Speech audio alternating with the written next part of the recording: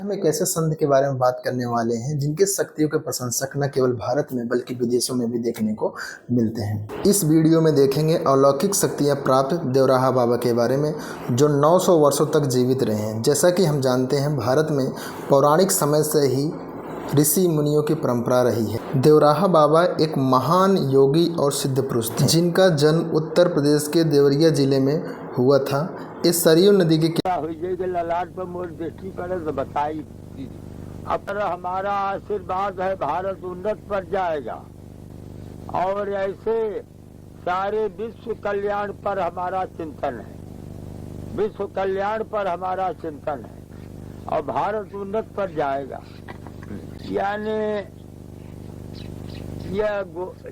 गाय का जो वध है, यही पाप के वजह से अशांति, यानी भारत की गरीबी दूर करने के लिए, भारत को समृद्धशाली बनाने के लिए गोरक्षा अत्यंत आवश्यक है। गाय के पने के लिए गोरक्षा अत्यंत आवश्यक है। गाय के पृष्ठ भाग में ब्रह्मा जी का वास है, गले में विष्णु भगवान का वास है, मुख में शिव जी का वास है और रोम रोम में देवताओं का वास है। और अष्टैश्वर्यमयी लक्ष्मी गोमय बसते सदा, 8 ऐश्वर्यों को लेकर के लक्ष्मी माता। देवराहा बाबा का आशीर्वाद प्राप्त करने के लिए न केवल भारत से बल्कि विदेशों से भी लोग आते थे। या इनसे आशीर्वाद प्राप्त करने के लिए कई भारत के दिग्गज नेता भी आ चुके हैं, जैसे जवाहरलाल नेहरू, इंदिरा गांधी, मदन मोहन मालवीय।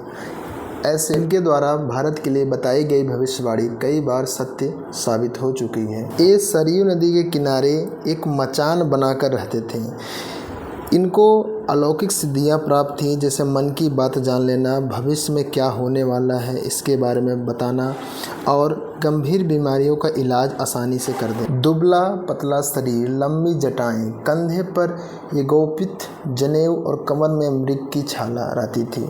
कहा जाता है कि बाबा जानवरों की भाषा भी समझते थे और इस चमत्कार से वे खतरनाक जंगली जानवरों को पल भर में काबू कर लेते थे।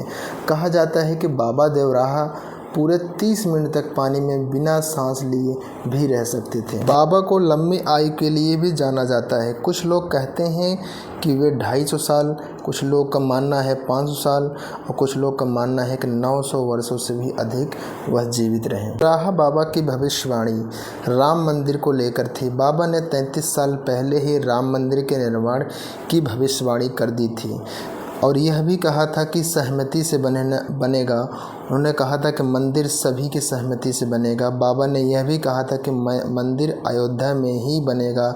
उनकी भविष्यवाणी सकारात्मक और प्रेम का भाव था। उन्होंने सभी धर्मों के बीच एकता की बात की। देवराहा बाबा जी मुख्य रूप से मथुरा के यमुना नदी के किनारे रहते थे, किंतु हरिद्वार, कुंभ जैसे बड़े मेलों में देवराहा बाबा का मचान कई फीट ऊपर लगाया जाता था, जहां वे पूजा अर्चना करते थे और भक्तों को दर्शन देते थे।